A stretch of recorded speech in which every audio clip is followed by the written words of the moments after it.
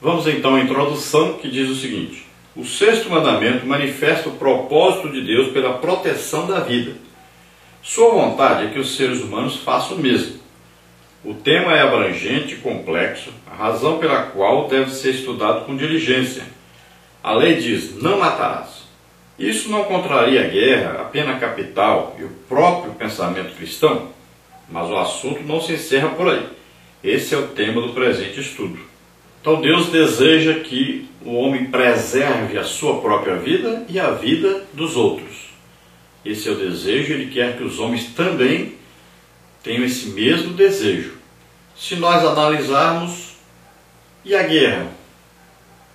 A guerra, a pessoa vai para a guerra, ele vai muitas vezes porque ele é obrigado pelo seu governo, pelas suas autoridades, e lá na guerra, ou ele mata, ou ele morre. E lá também ele vai receber a ordem de matar. E o aborto?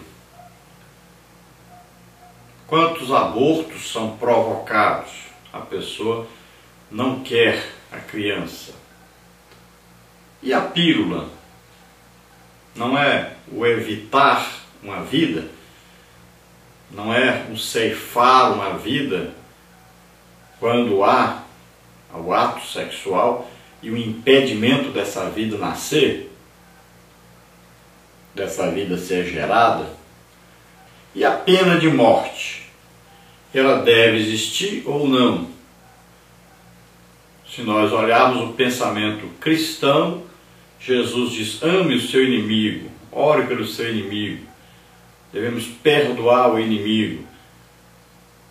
Então a vida deve ser preservada a qualquer custo no cristianismo. Deve sempre haver o perdão, a misericórdia, deve sempre haver a oportunidade de salvação a todos, mesmo que seja ao inimigo. Então, muitas coisas nós podemos estudar e analisar dentro desse tema, que é o tema de hoje, sobre não matarás. Ou seja, não tire a vida de outrem. E, é claro, nem a sua própria vida, já que a sua vida também não é sua. Quem deu foi Deus. Só Deus pode tirar uma vida. Ele deu e só Ele pode tirar. Esse, então, é o pensamento correto dentro da palavra de Deus.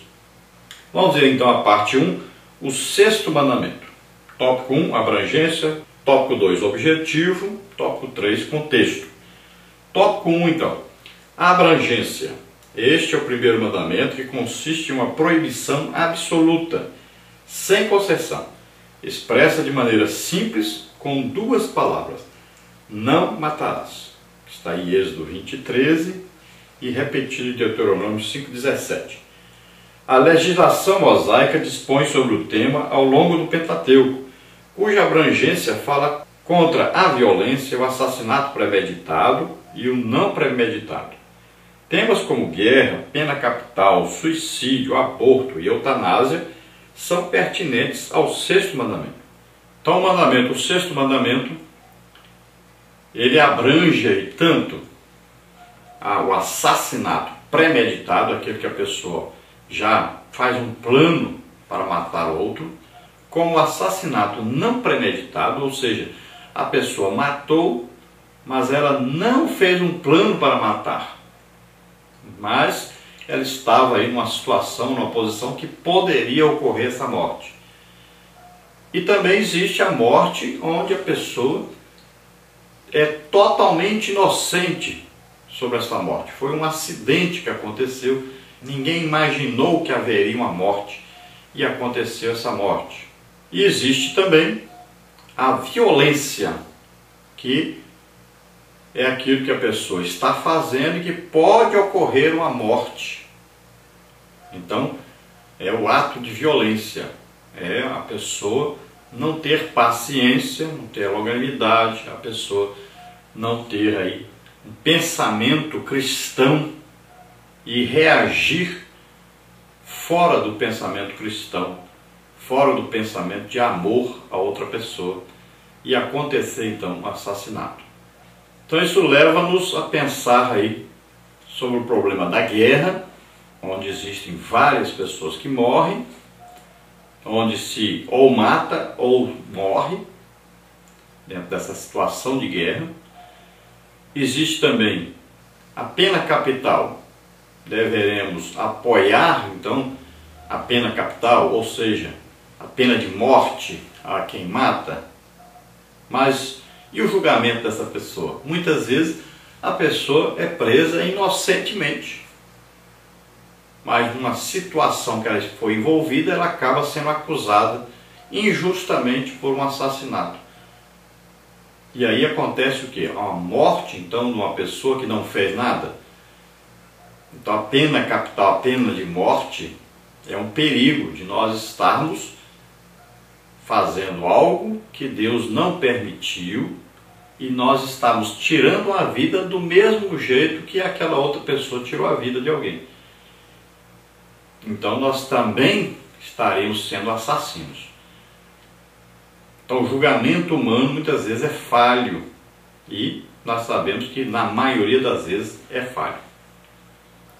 Também nós devemos pensar aí no aborto, que é uma morte de uma criança indefesa que não pode se defender.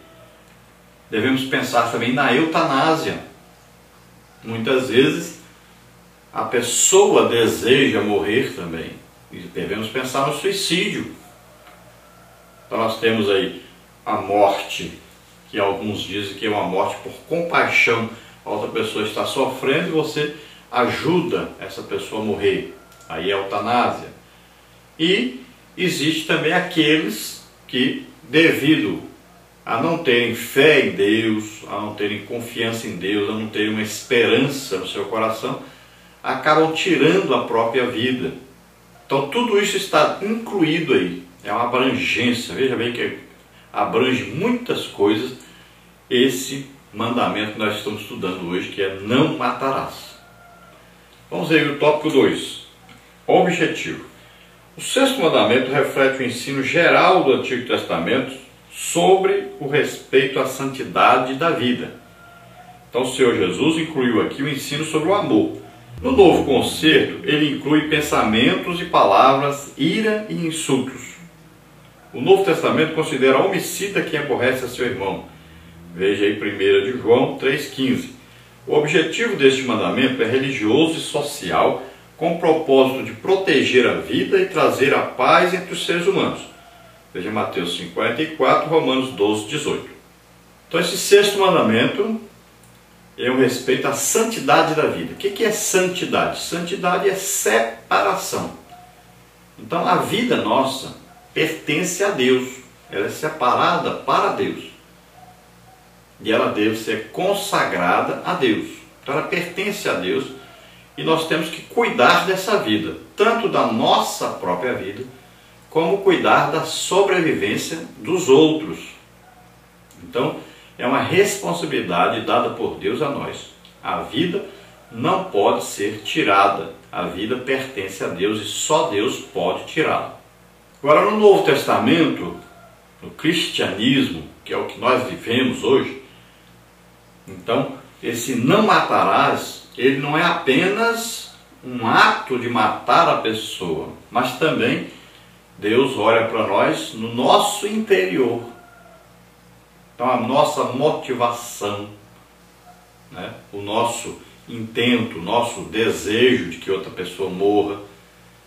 Então, às vezes, apenas num xingar uma pessoa, esse xingar já é um assassinato, já é um desejo que está aí dentro da pessoa de que o outro morra. Às vezes uma pequena discussão acaba nesse intento de matar, o desejo que a pessoa tem de matar o outro. Então, se alguém der lugar ao ódio, à ira, né? E a Bíblia diz, irai-vos e não pequeis, ou seja, tem um momento que você tem a ira, mas você não pode deixar isso tomar conta do seu coração. Então aquela mágoa, aquele rancor que vai tomando conta, acaba dando à pessoa o intento de que o outro morra. Então isso é assassinato para Deus. Então Jesus fala sobre isso. Então deve-se, de toda maneira, controlar os nossos desejos, nossas intenções, e sempre deve haver o quê? O amor. O amor é que vence todas essas coisas. Vence o ódio, vence a ira, vence tudo que nós possamos intentar contra o nosso próximo. Tudo que nós possamos intentar contra a vida de alguém é vencido pelo amor. Então, é a lei áurea, né, do cristianismo. Amar as outras pessoas. Amar a Deus em primeiro lugar, depois aos outros como a nós mesmos. Então quer dizer que nós amamos os outros porque nós amamos a nós mesmos. Muita gente não ama a si próprio, não cuida nem de si próprio, imagine dos outros. Então é preciso também que a pessoa se lembre, para você amar aos outros como a você mesmo, você precisa amar a si próprio. Então o objetivo desse mandamento, tanto ele é social como ele é religioso. Então o objetivo é preservar a vida. E isso está de acordo com o ensinamento de Deus, com o desejo de Deus. Então é religioso. Você tem que ter uma religião no seu coração, na sua vida, que é um relacionamento com Deus, para que você não ande por aí intentando contra a vida dos outros. E é então também um objetivo de manter o quê? A sociedade funcionando. Então como é que vai funcionar a sociedade? Nós temos que conviver com outras pessoas e nós temos que lutar para preservar tanto a nossa vida como a vida dos outros. E para isso nós devemos sempre trazer a paz, a união. Agora tópico 3, contexto. Não matarás. Já era um mandamento antigo, mas agora é introduzido de uma forma nova. O respeito à vida era conhecido na antiguidade pelos mesopotâmios, egípcios e gregos, entre outros. O Código de Hammurabi, que foi criado em 1750 a.C., rei da Babilônia, é o exemplo clássico, contudo não se revestia de autoridade divina. Essa é a primeira distinção entre os códigos antigos e a revelação do Sinai. A outra é que Deus pôs sua lei no coração e na consciência dos demais povos. Romanos 1,19, 2, 14 e 15. Então aí, contexto, quer dizer, esse mandamento não matarás passou a existir a partir da lei dada no Sinai ou já existia antes? Então nós vamos ver que já existia antes. Tanto existia na Bíblia, a palavra de Deus, escrita, como já existia também nos povos antigos. Então o próprio Código de Hammurabi, aí Hammurabi foi líder lá da Babilônia, que governou a Babilônia. Hammurabi foi rei da Babilônia. E ele que inventou um código de normas para viver em sociedade. E esse código foi muito famoso e vigorou entre aqueles povos muito tempo. Também os gregos, os egípcios tiveram seu código de normas, de regras para viver em sociedade. E em todos esses códigos, essas leis, essas normas, existia a preservação da vida. E existia a ordem para não se matar outra pessoa. Então essa preocupação sempre existiu em todos os códigos e leis. Não é apenas lá no Sinai. A grande diferença do Sinai é que o próprio Deus agora dá uma ordem, dá uma lei. Nos outros códigos não era uma interferência direta de Deus. Era uma coisa que já estava no interior das pessoas. As pessoas já nascem com essa ideia de preservar a vida e já sabem que é proibido tirar a vida de outras pessoas. Então isso já está dentro da pessoa, na consciência da pessoa. E isso é coisa de Deus. Foi Deus que colocou no ser humano isso.